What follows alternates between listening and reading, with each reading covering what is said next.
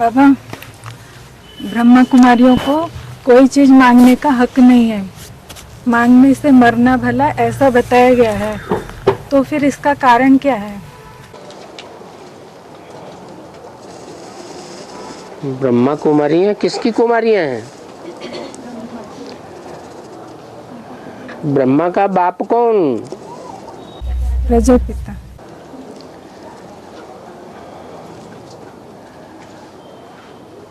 और उसका बाप कौन? शिव बाबा। ये शिव बाबा कौन है? साकार निराकार। साकार निराकार का मेल ये कौन है? वो तो आत्माएं भी है, निराकार और साकार की मेल। सभी मनुष्य निराकार और साकार का मेल। फिर ये शिव बाबा कौन है? अरे पहले सभी मनुष्य का पिता। हाँ, सभी मनुष्य का पिता तो प्रजापिता है। आत्माओं का पिता मनुष्य का पिता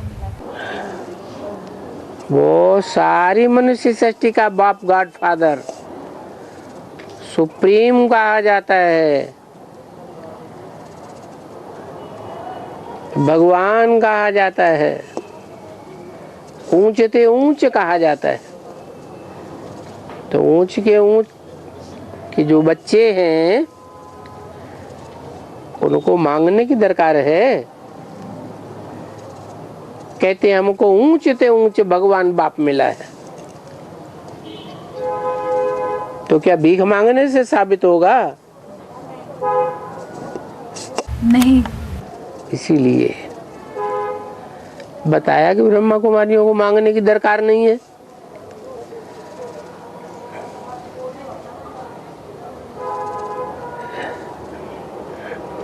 भगवान तो बिना मांगे सब कुछ देता है।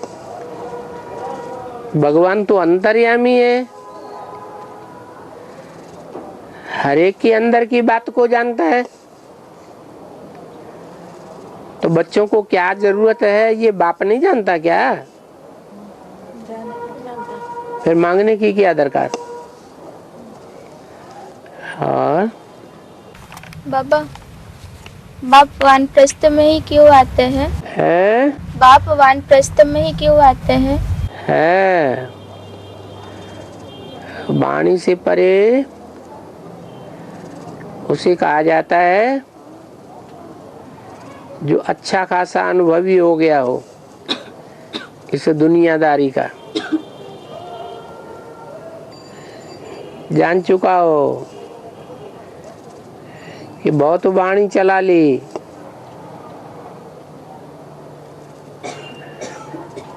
बहुत संकल्प चला लिए, बहुत कुछ कर्मेंद्रियों से कर लिया,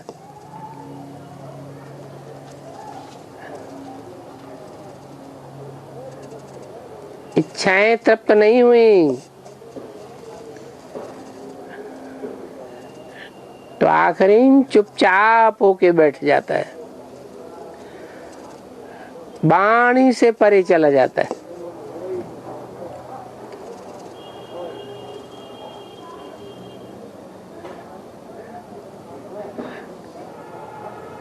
इसलिए कहा जाता है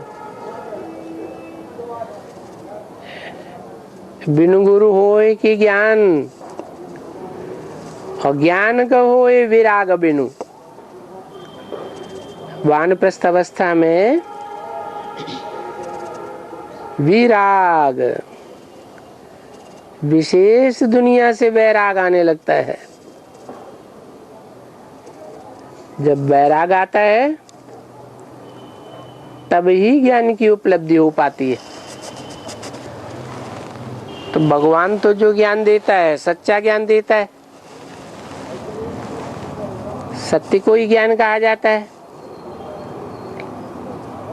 उसकी उपलब्धि उसी को होती है जिसको इस दुनिया से वैराग आता है। इसलिए वानप्रस्थी में ही बाप आते हैं। और बाबा ने मुरली में बोला है कि जगदम्बा का सबसे जास्ती बंधन है, और बाबा मुरली में जगदम्बा तो कन्या है ना, पति का बंधन, बच्चों का बंधन। अरे कन्या है, कन्या को पति का बंधन, बच्चों का बंधन कहाँ से आएगा? कैसे है? है? कैसे हुआ? उसका नाम जगदम्बा है। किसकी अम्बा? अम्बा माने क्या? अम्मा। किसकी अम्मा? सारे जगत की। सारे, 1 2 4 के 8 की नहीं, 1000 2000 की नहीं, लाखों की नहीं, करोड़ों मनुष्य हैं इस संसार में। अनेक धर्म संप्रदाय वाले हैं, सबकी अम्मा। तो सबसे बड़ी अम्मा हुई कि नहीं? कन्या कैसे कहा है? अम्मा बिना बप्पा के कहीं अम्मा हो जाती है? जगदम्बा नाम है तो जैसा नाम है वैसा ही काम होगा। जगत की अम्बा है तो जगत का पिता भी जुड़ा हुआ होगा उसके साथ। तो छोटी मोटी माताएं होती हैं, उनको भी बहुत दुख होता है संसार में, कलयुग में खास। और ये तो सब अम्माओं की अम्मा है, बड़े ते बड़ी माता है। तो बड़े ते बड़ी अनुभवी बनी होगी या ऐसे ही बन गई जगदम्बा है? अनुभवी बनी होगी। कन्या को थोड़ा ही अनुभव होता है दुनियादारी का। और बाबा अहिल्या के लिए कहते हैं ना कि बाबा के सामने अहिल्या है, हाँ अहिल्या के लिए कहते हैं ना, बाबा के सामने सर्प जैसी आत्माओं को लेकर आ जाती है। लेकिन शास्त्रों में तो दिखाते हैं कि इंद्र जो है ना वो गौतम ऋषि का रूप लेकर आता है, तो गौतम ऋषि उसको श्राप दे देता है, तो उसमें अहिल्या का क्या दोष है बाबा? ये तो शास्त्रों में लिखा है। बाबा ने शास्त्रों की बात बताई क्या? बताई? शास्त्र किसने लिखे है? शास्त्र तो भिखारी मनुष्यों ने लिखे, शिव बाबा ने थोड़े शास्त्र लिखे। हाँ, उनमें जो सार की बात है वो बाबा ने बताई कि अहिल्या नाम क्यों पड़ा? क्योंकि सर्प की तरह, अहि माने सांप की तरह जो भिखारी हैं उनको ले आई। अब वो इंद्र क्या था? इंद्र भिखारी था या निर्भिकारी था? इंद्र किसका पार्ट है? इंद्र किसका पार्ट है? अरे बताओ ना। ब्रह्मा बाबा का पार्ट। जो ब्रह्मा वाली आत्मा है वो वसु का पुत्र है या नहीं? जैसे कहते हैं वासुदेव, वासुदेव कृष्ण को कहा जाता है। तो वो वसु का पुत्र वासुदेव हो गया। ऐसे ही उसे वासुदेव कहो चाहे वासुकी कहो। वासुकी उस नाग का नाम है जो सदैव किसके गले में पड़ा रहता है? शंकर जी के गले में पड़ा रहता है। क्यों? गले में क्या है? शंकर जी के गले में क्या है जो गले में पड़ा रहता है? अरे विष है। सांप के अंदर जबरदस्त चीज क्या होती है? विष। विष होता है। तो वासुकी नाग है। अब समझ में आया क्या है? बोलो, किसने प्रश्न किया था? है क्या समझ में आया? है बोलो। है सार बता दिया बाबा। है सार बता दिया बाबा ने। सर्प बता दिया ना। हाँ। और तुलसी का पौधा आंगन में क्यों लगाते हैं? है उसकी पूजा करते हैं और नमन करते हैं। है तुलसी भी देवी देवता में आती है। और क्या? पूजा किसकी की जाती है? पवित्र। पवित्र की पूजा की जाती है। अब पवित्रता पालन करने में नंबरवार होते हैं या अव्वल नंबर भी होते हैं? है नंबरवार भी होते हैं और अव्वल नंबर होते हैं कि नहीं? तो जिनकी अव्वल नंबर स्टेज होगी पवित्रता में, उनको विशेष मान दिया जाएगा या कम मान दिया जाएगा? विशेष मान दिया जाएगा। तो दो हैं, एक है तुलसी महारानी और एक है लक्ष्मी महारानी। दोनों ही महारानी है या नहीं है? लेकिन आंगन में बैठाई दी गई और एक को बेडरूम में बैठाया।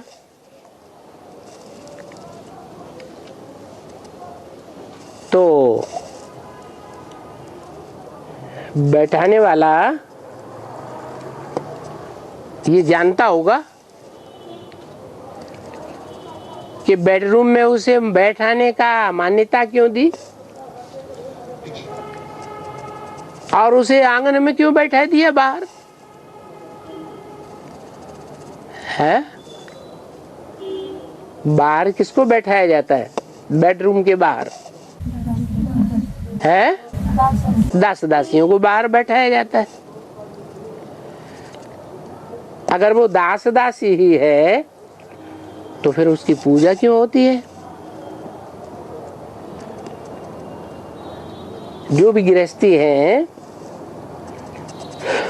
तुलसी को आंगन में रखते हैं, पूजा भी तो करते हैं, हैं? क्यों पूजा करते हैं? क्योंकि जरूर उसने पवित्रता धारण की है, ऐसी पवित्रता धारण की है जो सारे संसार को उसके सामने झुकना पड़ता है।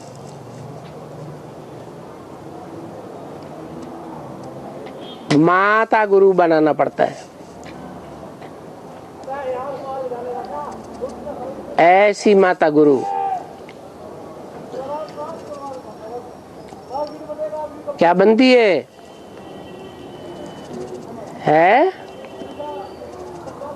अरे सबके ऊपर राज करने वाली बनती है या नहीं बनती है? है? बनती है। राज करेगा खालसा।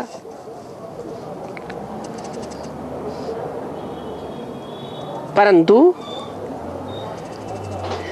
जहां नारायण और नारायणी की बात आती है उनके सामने उनको दरबान होके रहना पड़ता है, दरवाजे पे बैठना पड़ता है। जरूर नारायण और नारायणी ने ज्यादा पुरुषार्थ किया होगा इस बात में, है पवित्रता को पालन करने में। वो वफादारी जो नारायणी ने दिखाई है वो वफादारी तुलसी माता ने नहीं दिखाई।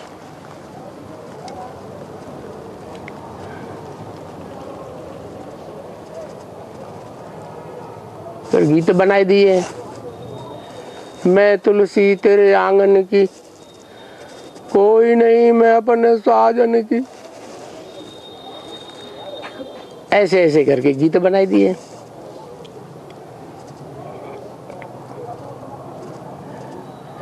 और बाबा ने बोला मैं वहाँ आता हूँ जहाँ 2 रोटी भी नहीं मिलती।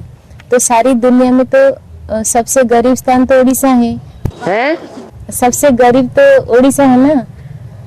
सबसे गरीब उड़ीसा है। वहाँ तो खाना ना मिलने पर माँ अपने बच्चे को काट के खा जाते हैं। तो उड़ीसा में क्यों नहीं आए भगवान? देखो, हत्यारे से हत्यारे दुनिया में नहीं होते हैं। होते ये उत्तर प्रदेश में तो मैनपुरी में एक 36 लोगों के परिवार को एक ही रात में काट डाला।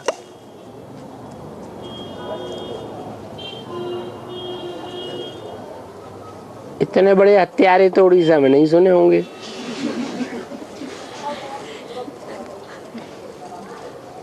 पर वो तो हत्यारे है ना। किस बात के लिए हत्यारे? ये तो पूछा ही नहीं। किस बात के हैं? हाँ, किस वही धन संपत्ति के लिए। और बाबा, हाँ, बाबा ने एक मुरली में बोला है तुम बच्चे अंत में बाबा की याद भूले तो कैसे भूले। हाँ, दूसरी मुरली में बोला है तुम बच्चों को बेहद का भोजन मिलेगा ही नहीं है। एक मुरली में बोला है तुम बच्चे अंत में बाबा की याद भूले तो कैसे भूले। हाँ, दूसरी मुरली में बोला है तुम बच्चों को बेहद का भोजन मिलेगा ही नहीं। और क्या? बेहद का भोजन नहीं मिलेगा तो ताकत आएगी आत्मा में? है? नहीं आएगी। और आत्मा में ताकत ही नहीं होगी, ज्ञान योग की ताकत नहीं होगी, तो बाप को पहचानेंगे? भूल जाते हैं। माया बुलाई देती है। तो क्या बुरा कहा? एक ही बात तो है। अरे 2 बातें हुई। हाँ? एक ही बात हुई। एक ही बात हुई, लेकिन एक में वो बोला है ना कि अंत में बेहद का भोजन मिलेगा ही। नहीं मिला ना। बेहद का भोजन नहीं मिला ना। आत्मा को ज्ञान और योग का भोजन मिलता है अंत में। अगर मिले तो जो तुम बच्चे जिन्हें बोलते हैं बाबा अष्ट देवों को, वो माया के पंजे में फंसेंगे?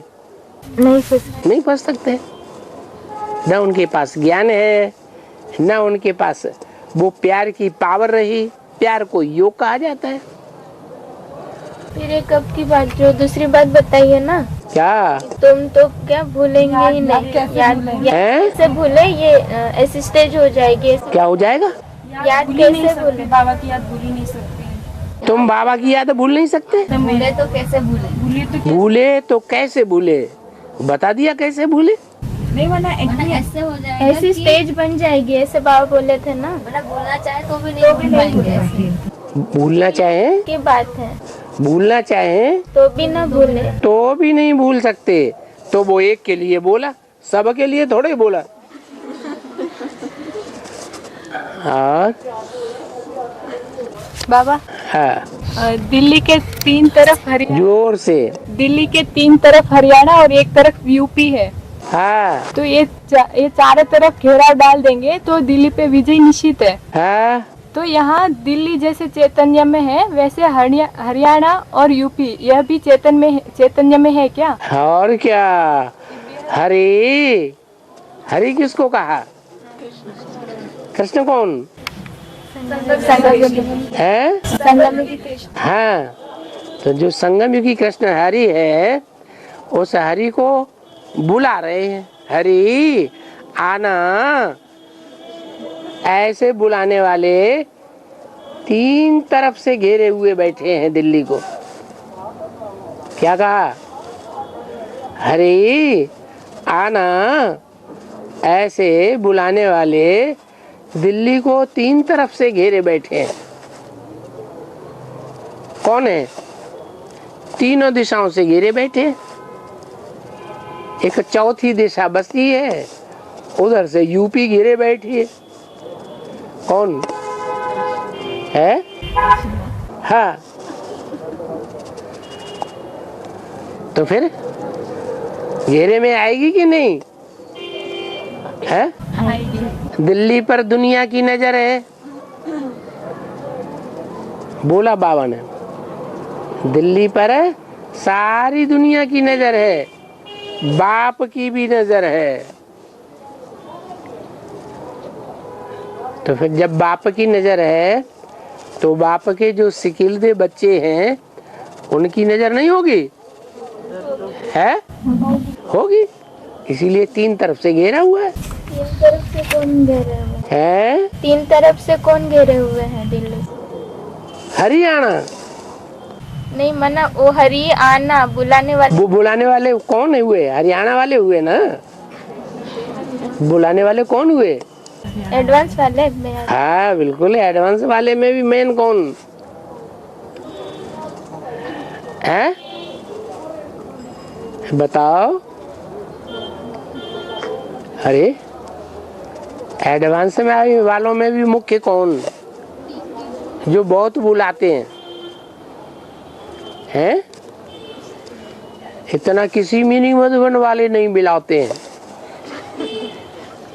बताओ। अरे बुलाते होंगे तभी तो आते होंगे। अरे योग बल से खींचते होंगे, बुलाते होंगे दिल से, तभी तो आते होंगे, कि बिना बुलाए आते होंगे? बुलाते हैं तो आते हैं। तो उनको रग लगी हुई है, अरे आना, महीना पूरा हुआ ना, आना।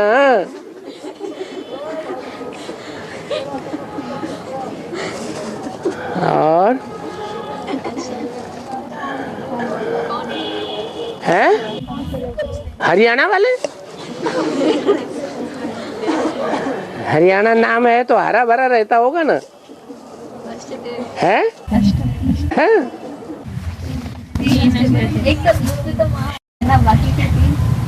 अष्टदेव की बात है, नहीं है, सिर्फ है। तो तीनों तरफ से मतलब समझ में नहीं आया। अरे तरफ से घेरे हुए हैं ना? हाँ, एक तरफ से यूपी घेरे हुए है। एक तरफ से यूपी मतलब बाबा। बाबा कहो, मम्मा कहो, कोई भी कहो। ठीक है।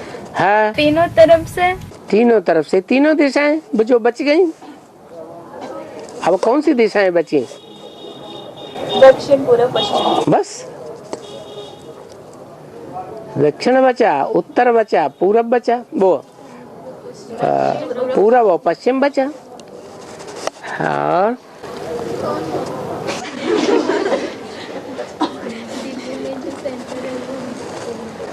हाँ, ये जो गुरु ग्रंथ साहिब है ना, गुरु ग्रंथ साहिब है ना, हाँ, उसकी हर लाइन ज्ञान के साथ टली होती है। हाँ। तो गुरु ग्रंथ साहिब लिखने वाला कौन, और उसको पहले से मालूम था? गुरु ग्रंथ साहब के जो भी महावाक्य हैं वो नानक ने बोले हैं, और नानक के जो बोले हुए महावाक्य हैं उनके चेलों ने लिखे हैं, जो एक के बाद एक गुरु बनते रहे, उन्होंने उनका संकलन किया। और बाबा, हाँ, 2500 साल में सबसे पहले इस्लामी आए ना, ठीक है। उसके बाद फिर 250 साल के बाद बौद्धी आए, हाँ, 240 साल के बाद क्राइस्ट आए, हाँ, 500 साल के बाद सन्यासी आए, हाँ, फिर 100 साल के बाद मुस्लिम आए, हाँ, 900 साल के बाद सिख आए। तो ये अलग अलग समय का अंतर क्यों है? हाँ, छोटे बड़े का अंतर है। कोई बच्चा बाद में पैदा होता है, कोई जल्दी पैदा हो जाता है। ये कोई क्यों ये बच्चे इतनी जल्दी क्यों पैदा हो गए हैं? ये बच्चे ने इतनी देर में क्यों पैदा हुआ? ऐसे कोई तराप थोड़ी लगाई जा सकती है। मतलब संगम में भी इसकी शूटिंग होती है? संगम में भी इसकी शूटिंग होती है। हाँ,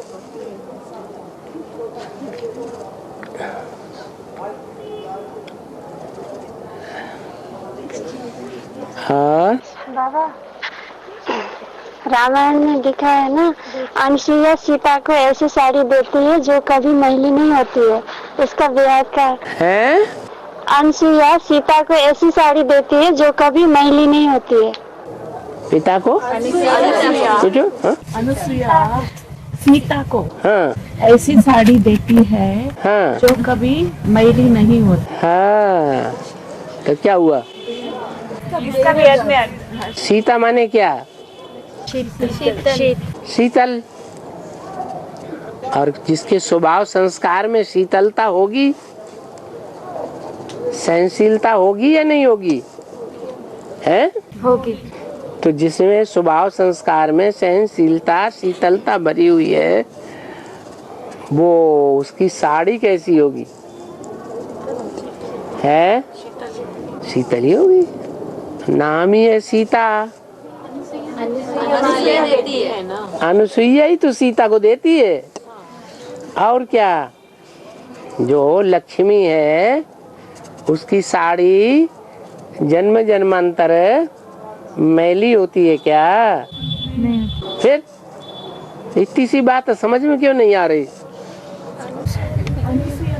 अनुसुईया नहीं तो दिया। अरे हाँ, बहुत ही देर तक पहुंचती है घूम घाम के। और बाबा बोलते हैं ना कि मैं साक्षात्कार की चाबी जो है वो किसी को नहीं देता हूँ। साक्षात्कार की चाबी किसी को नहीं देता। और क्या, सब प्रैक्टिकल में भगवान बन के बैठ जाएंगे। तो सूरदास मीराबाई को फिर साक्षात्कार कैसे हुए? तो उनकी आत्मा में नुदे हुए थे, उस समय हुए। उस समय शिव बाबा होता ही कहाँ जो चाबी देगा। ये तो संगम युग की बात है कि संगम युग में जो मैं साक्षात्कार कराता हूँ वो चाबी मेरे पास रहती है, मैं वो चाबी किसी को नहीं देता। और बाबा, सती में सूक्ष्म शरीर होता है क्या? नहीं, सूक्ष्म शरीर उनको मिलता है जो बहुत पाप करते हैं। सत्युग त्रेता में पाप करते हैं क्या? फिर वहां सूक्ष्म शरीर क्यों मिलेगा? भूत प्रेतों को सूक्ष्म शरीर होता है। वहां कोई पाप कर्म करता ही नहीं, तो भूत प्रेत बनेगा क्यों? पापों का घड़ा जब बहुत भर जाता है तो और ज्यादा न भरे, इसलिए उनको अचानक मौत हो जाती है, तो वो भूत प्रेत बन जाते हैं। भूत प्रेत बनने के बाद उनके पाप कर्मों का घड़ा बढ़ता नहीं है, पुण्य भी नहीं बनते तो पाप भी नहीं बनते। और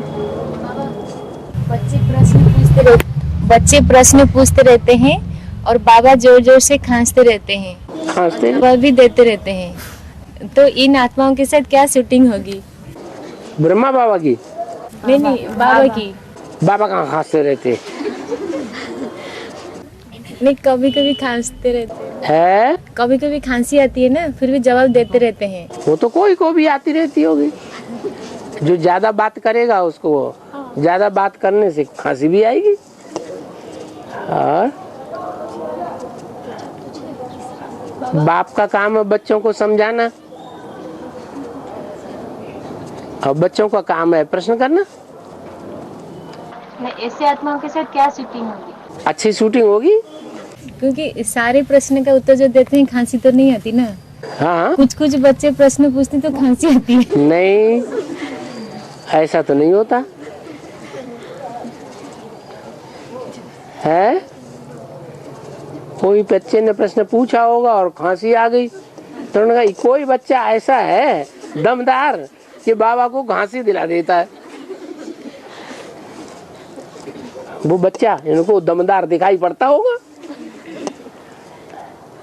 ये तो अपना अपना पूर्वजन्मों का हिसाब किताब है। कोई ज्यादा दमदार दिखाई देता है, कोई ज्यादा सुंदर दिखाई देता है, कोई नहीं दिखाई देता है। ऐसा होता है कि नहीं है? और बाबा, जो 3 माता है ना, जगदम्बा माँ, 3 माता है, जगदम्बा माँ, योगिनी माँ और छोटी माँ। इन तीनों की याद में क्या अंतर है, जबकि इन तीनों की धारणा एक ही है कि एक बाप दूसरा न कोई? तीनों की धारणा एक जैसी है,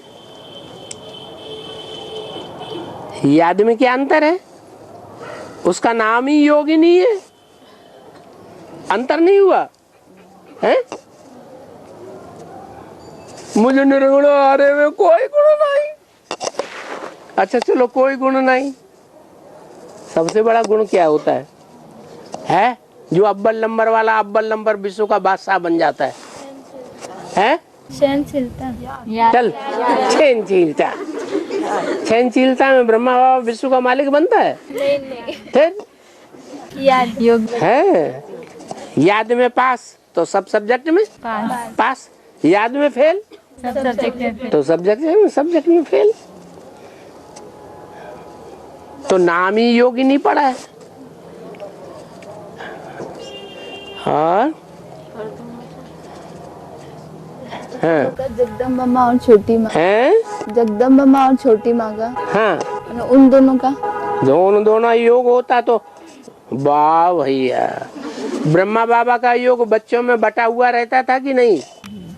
बच्चों की चिंता रहती थी कि नहीं रहती? जब ब्रह्मा बाबा की चिंता रहेगी तो ब्रह्मा बाबा जिसमें प्रवेश करके पार्ट बजाता है उसको चिंता नहीं रहेगी दुनियादारी की, वो तो जगत की अम्बा है। तो माताओं का स्वभाव क्या होता है? बच्चों की चिंता रहती है, तो बुद्धि तो वहां जाएगी ना। और क्या? हाँ, और छोटी माँ तो है ही बकरी है, वो तो जिसने कान पकड़ लिया बस उसी के गीत गाएगी। और बाबा सागर मंथन हुआ तो पहले तो विष निकला, फिर 14 रत्न निकले। शहद में 14 जो रत्न निकले उसका क्या अर्थ है? रत्न का मतलब है 7-8 प्रकार के रत्न हैं, नाम है ना अलग अलग। तो 7 हैं मेल, चैतन्य है या जड़ है? चैतन्य है। 7 हैं मेल और 7 हैं फीमेल, 14 हो गए। और बाबा, हाँ, बाबा ने बताया है कि सेवा करने से अवस्था अच्छी बनी रहती है, लेकिन जो बहन किचन में सेवा करती है ना तो वो खाना खाने नहीं देती है? वो खाना खाने नहीं देती है। खाना खाने नहीं देती है? जब खाने के लिए जाते हैं ना तो कुछ ना कुछ उल्टी सुल्टी बातें बताती है या फिर गंदे गाली भी देती है। गंदे गाली भी देती है? तो जिससे जो खाने वाले हैं ना वो खाना छोड़ देते हैं, हाँ, रोने भी लग पड़ते हैं। हाँ, उनका मूड ऑफ हो जाता है। तो ऐसे जो रुलाने का कार्य कर रही है, हाँ, निमित बहन भी उसका सपोर्ट करती है। हाँ, तो उन लोगों की क्या शूटिंग होगी बाबा? उन लोगों की शूटिंग क्या होगी? ये तो कलयुग में शूटिंग होगी। सतयुग में अच्छी शूटिंग होती है और कलयुग में खराब शूटिंग होती है। नहीं तो हिसाब तो बाबा ने ये बताया है कि जो चूल्हे पर सो दिल पर, चूल्हे पे है सो बाबा के दिल पर है। अब चूल्हे पर होते हुए भी दिल से उतरने वाली बातें करे, श्रीमत के बरखिलाफ बातें करे, क्योंकि चूल्हे पे तो माँ होती है। चूल्हे पे चढ़ने का धंधा कौन करती है? माँ करती है। और माँ तो सब बच्चों के लिए समान व्यवहार करती है, सबको देती है, या किसी को देती है किसी को नहीं देती है? समान व्यवहार करती है। अब नहीं करती है तो दिल पर नहीं चढ़ेगी। और बाबा, साल में 12 महीने होते हैं? साल में 12 महीने होते हैं। हाँ, उसमें से सावन और कार्तिक के महीने में शुद्धता और भक्ति ज्यादा होती है। हाँ, क्योंकि 3 ऋतुएं होती हैं खास, सर्दी, गर्मी, बरसात। सर्दी है सतयुग त्रेता और गर्मी है द्वापर कलयुग, है कि नहीं? और बरसात का मौसम संगम युग। तो संगम युग में रिम झिम रिम झिम रिम झिम सारी मास क्या बरसता रहता है? ज्ञान जल बरसता रहता है। कौन बरसाता है?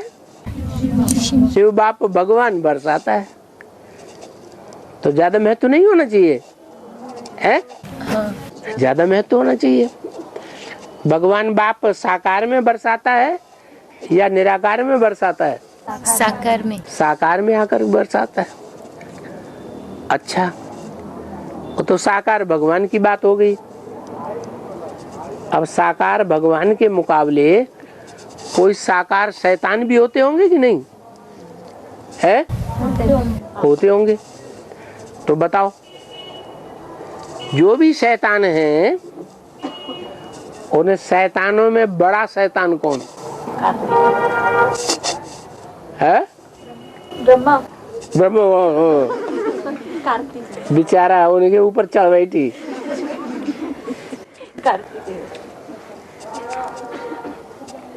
कौन सा धर्म है जो बहुत शैतानी करता है? इस्लाम है। इस्लाम धर्म। फिर इस्लाम धर्म का बीज कौन हुआ? कार्तिक।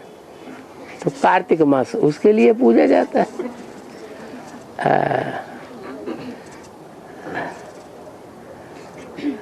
बाबा, हाँ। स्वर्ण भस्म जो अमीर लोग जो खाते हैं ना, स्वर्ण भस्म अमीर लोग खाते हैं, हाँ। उसका क्या अर्थ है? सोने की भस्म। भस्म बहुत पावरफुल दवाई होती है। सब दवाइयों में सबसे जास्ती पावरफुल भस्म होती है। कोई भी चीज फैली हुई होगी तो उसमें ताकत कम है, और उसका छोटा रूप बना दिया तो ताकत ज्यादा हो जाती है। जैसे बीज है, बीज में ज्यादा ताकत है, और वही बीज फैल करके वृक्ष बन जाता है तो उसमें उतनी ताकत नहीं रहती। ऐसे ही भस्म है, तो भस्म है। और फिर सोने की भस्म।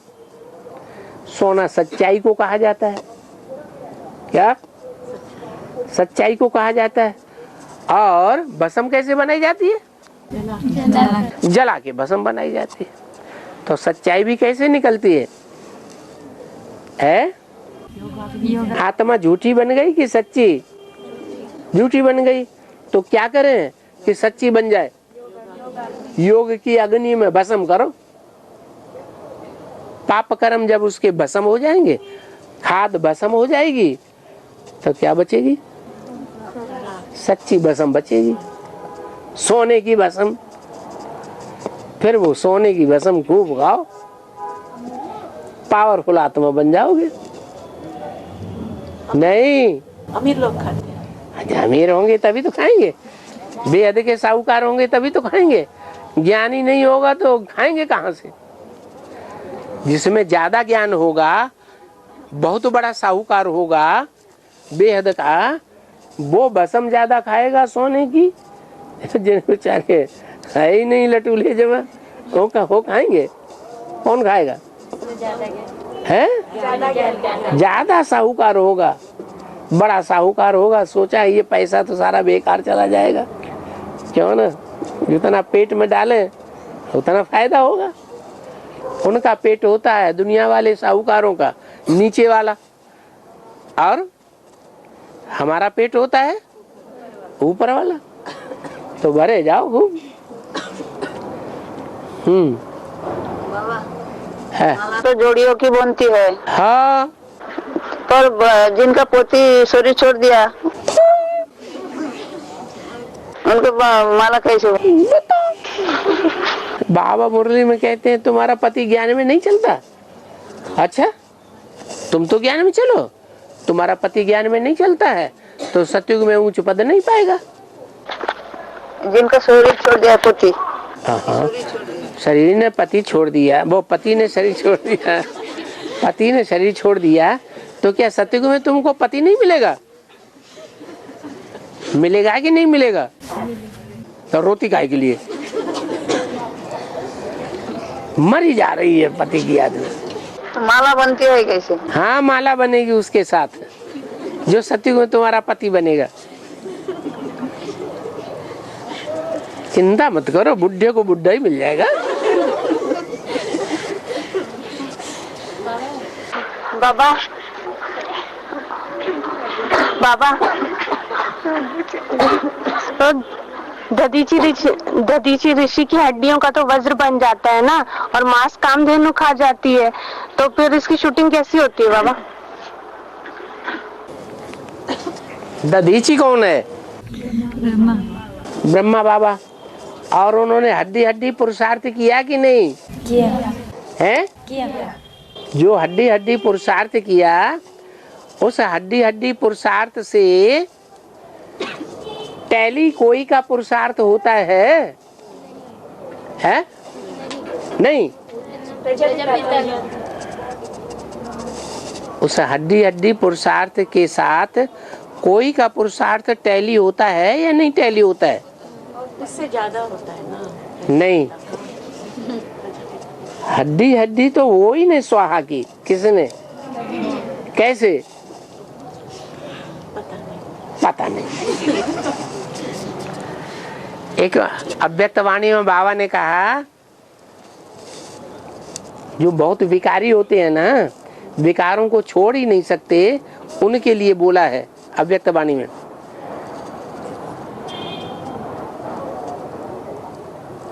एक तो ये बच्चे समझते हैं कि हम सुख भोग रहे हैं। अरे तुम सुख नहीं भोग रहे हो, तुम अपनी हड्डियां गला रहे हो, हड्डियां चूस रहे हो, जैसे कुत्ता हड्डियां चूसता है। तो इसका मतलब क्या हुआ? इसका मतलब ये हुआ कि शरीर के अंदर खून बनता है, ढेर सारा खाना खाओ तो थोड़ा सा खून बनेगा, सार बना ना। उस खून से ही हड्डी, मांस, मज्जा और रजबीरी की शक्ति बनती है। जिस रजबीरी की शक्ति से लाल पैदा होता है। तो सबसे ज्यादा पावरफुल चीज कौन सी हुई है? हड्डियों से भी। जैसे नौजवान आदमी होता है तो हट्टा कट्टा मोटा ताजा होता है, हड्डियों में ताकत होती है ना। फिर जवानी को भोगते भोगते, जवानी के सुख भोगते भोगते उसकी हड्डियां छीण हो जाती हैं, पतली पड़ जाती हैं, या लंबी चौड़ी मोटी ताजी हट्टी कट्टी रहती हैं, वजन रहता है, छीण हो जाती है। तो हड्डी छीण होना माना जो रजवीरी की शक्ति है वो समाप्त होती जाती है। ये जो रजवीरी है वही वास्तव में हड्डी का दूसरा रूप है।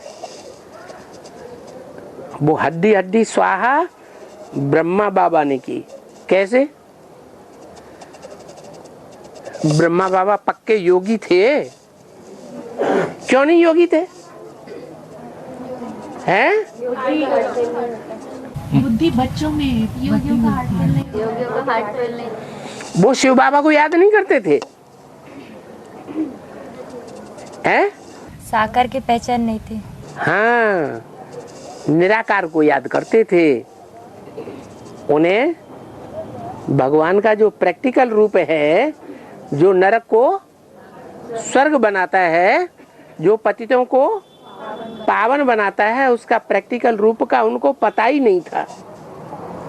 जब प्रैक्टिकल स्वरूप को, सच्चे रूप को याद ही नहीं करेंगे तो फिर उनमें वो योग की ताकत कहां से आएगी? बस समझते थे मैं भगवान का साकार रूप हूं। कौन? ब्रह्मा बाबा। तो जो बच्चे बच्चियां आते थे उनको गोद में लेकर के खूब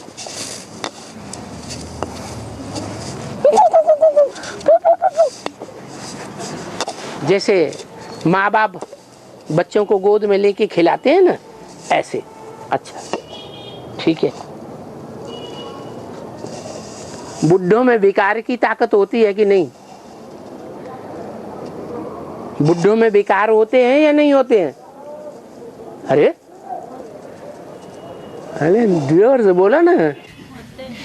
होते हैं। बाबा ने क्या कहा है इस बारे में मुरली में? है बुड्ढों के बारे में कुछ बोला? अरे कुछ बोला कि नहीं? 70 साल के बुढ़े भी बच्चे पैदा करते रहते हैं, ये बोला कि नहीं?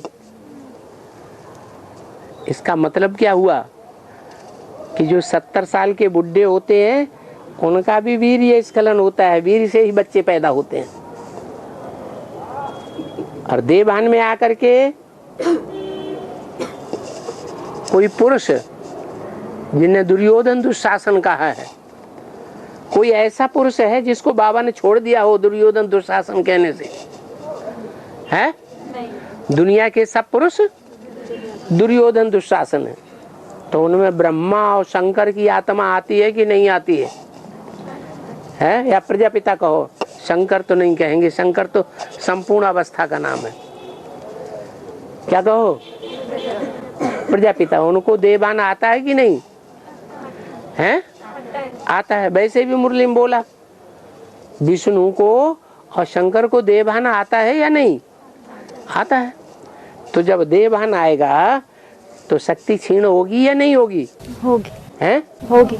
और रोज बच्चों को गोद में लेना, रोज उनको प्यार करना, देह से चिपक चिपक करना, तो देवभान आएगा या नहीं आएगा? देवभान आता था और स्खलित होते रहते थे अंदर।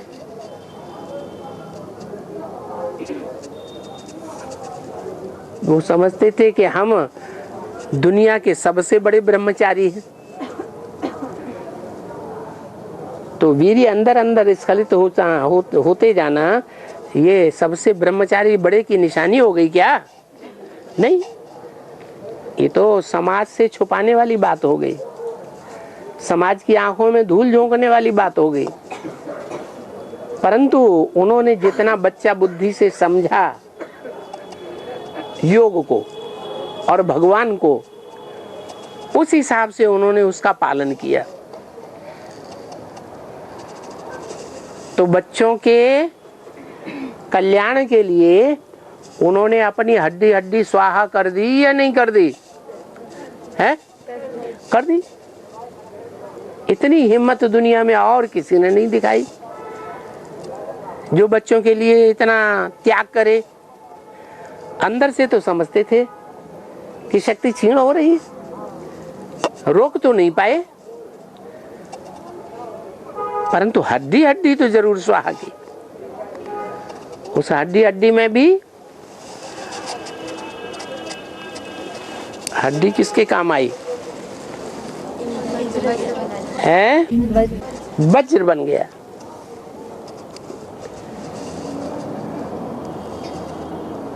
वो वज्र क्या है?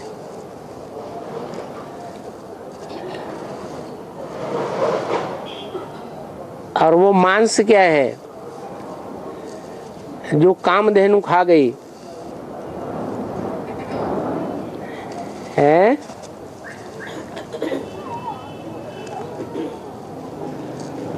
कामधेनु का क्या विशेषता है? सब मनोकामनाओं को पूर्ण करती थी। तो मांस में भी खासियत होगी या नहीं होगी? जब हड्डियों में ताकत है इतनी कि वज्र बन जाए, तो मांस में भी ताकत हुई। क्या ताकत हुई?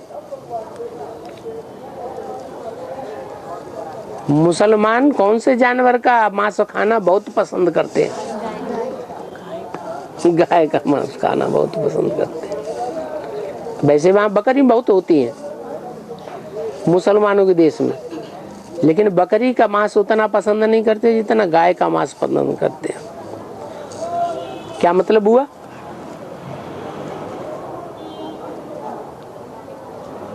सबसे जास्ती देवभानी धर्म कौन सा है? मुसलमान, इस्लाम। इस्लाम धर्म। तो मांस को बहुत प्यार करता है ना। तो किसका मांस खाते हैं? गाय का। गाय का मांस। और गौओं में भी सबसे अच्छी गौ कौन सी मानी जाती है? कामधेनु। वो कौन सा राक्षस है जिसने वृंदा के साथ शादी की थी? है जलंधर। साक्षात जल को धर बैठा, धर लिया। तो साक्षात ज्ञान जल का रूप कौन? जगदम्बा। क्यों धर लिया?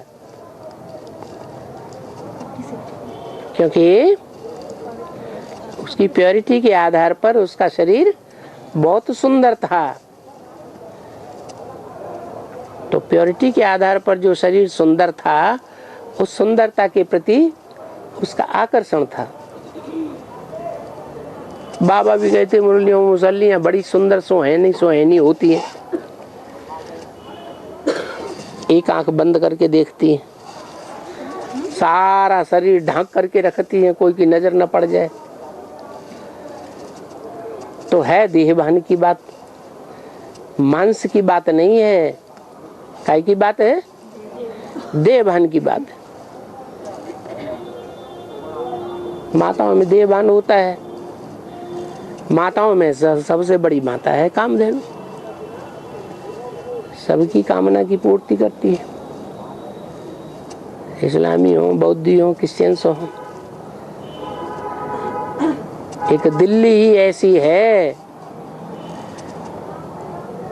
जिसकी गोद में सब धर्म वाले पले हैं।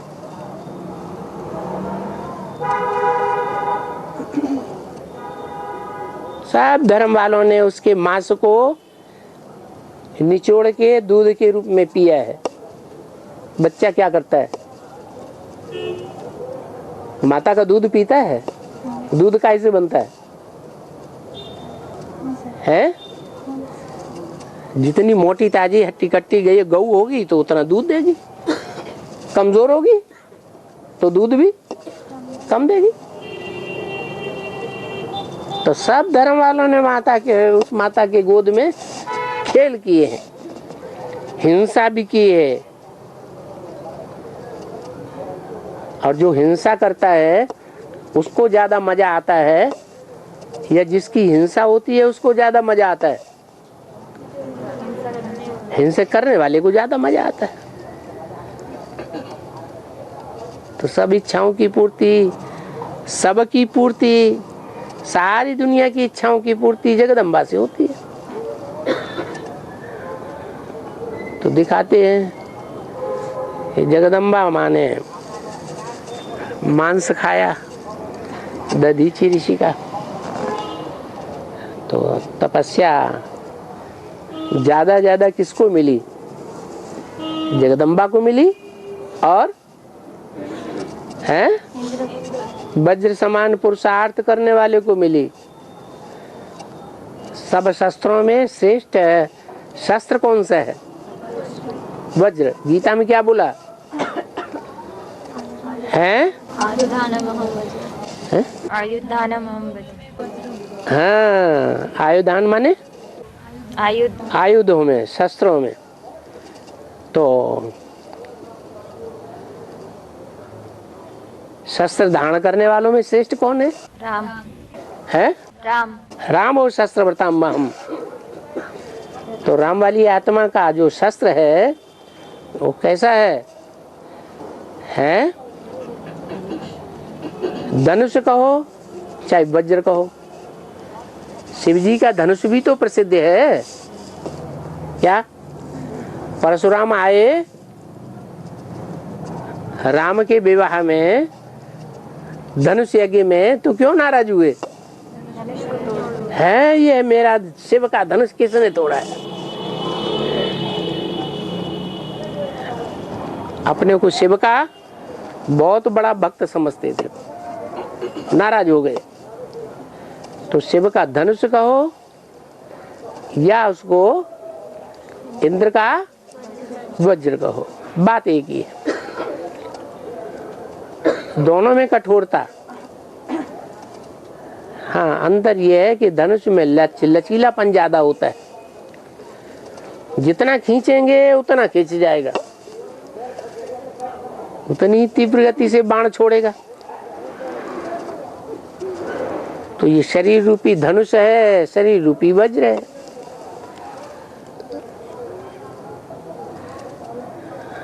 और बाबा कंचन का या 4-5 लाख आत्माओं की होती है।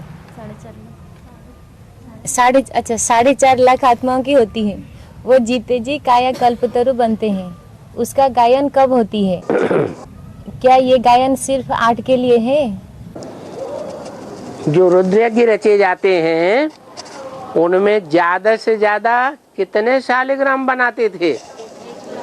हैं? 1 लाख नहीं, 1-2 लाख, लाखों की तादाद में शालिग्राम बन। जितना बड़ा साहूकार उतने जास्ती ब्राह्मण बना करके बैठाता था शालिग्राम बनाने के लिए। बहुत बड़ा साहूकार होगा तो ढेर के ढेर सारे देश के ब्राह्मणों को बुला करके बैठाएगा, क्या करो? शालिग्राम बनाओ। तो वो शालिग्राम किसकी यादगार है? आत्माओं की। वही सुबह को बनाते थे और शाम को तोड़ डालते थे। हाँ। और हाँ, सूक्ष्म शरीरधारी सोल होते हैं ना, वो किसी शरीर में प्रवेश करे बिगर वस्तुओं को देख सकती है, सुन सकती है क्या? किसी में प्रवेश करके तो देख सकती है, हैं? प्रवेश करे बिगर देख सकती। हाँ, किसी शरीर में प्रवेश करके देख सकती है कि नहीं देख सकती है? देख सकती है। बिना प्रवेश किए हैं? बिना प्रवेश करे। बिना शरीर के तो कोई कुछ नहीं कर सकता। और बाबा, भीष्म पितामह ने ब्रह्मचारी का व्रत लिया है ना, तो वो योगी बने। मैंने प्रण ब्रह्मचारी का प्रण लिया तो योगी बने। तो ब्रह्मा कुमारियाँ भी ब्रह्मचारी है ना, तो वो कैसे, वो उनका क्या बात है? उनका क्या? वो क्या भीष्म पितामह है? ग्लोबल है, हॉस्पिटल बनाए फिर कहते हैं हम भीष्म पितामह है।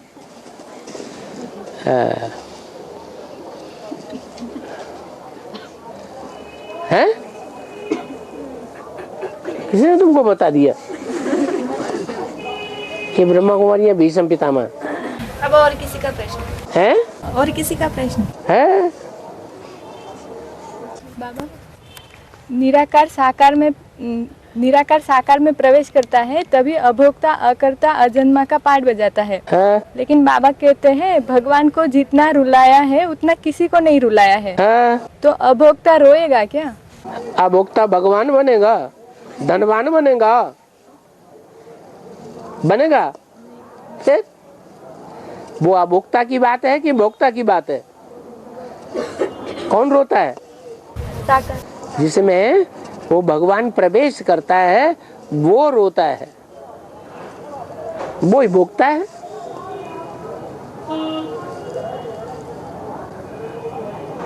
द्वा सुपर्णा सुयोजा सखाया समानम वृक्षम अभिशस्सु जाते। ऐसे ऋग्वेद की ऋचा आई है। ये संसार रूपी वृक्ष है, इसमें 2 प्रकार के पक्षी हैं। एक पक्षी भोगता है और एक पक्षी अभोक्ता है। अभोक्ता कौन है? जिसे गीता में अक्षर कहा है। जब भोगेगा ही नहीं तो चरित भी नहीं होगा, क्षीण भी नहीं होता वो आत्मिक शक्ति से। और जो भोगता है वो शने शने क्षीण भी होता है। हाँ, ये बात जरूर है। कोई आत्माएं बहुत भोगी होती है तो द्वापर का शुरुआत आते ही आते क्षीण हो जाती है। इब्राहिम प्रवेश कर जाता है, इब्राहिम के पीछे पीछे आने वाली आत्माएं प्रवेश कर जाती है। कोई आत्मा ऐसी होती है कि बड़ी धीमी गति से क्षीण होती है। नहीं समझ में आया? धीमी गति से क्षीण होने के कारण वो अंत तक जाकर के ज्यादा पावरफुल बनी रहती है औरों के मुकाबले।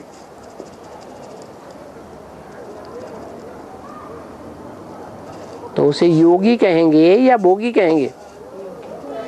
हैं? उसे भी योगी ही कहेंगे।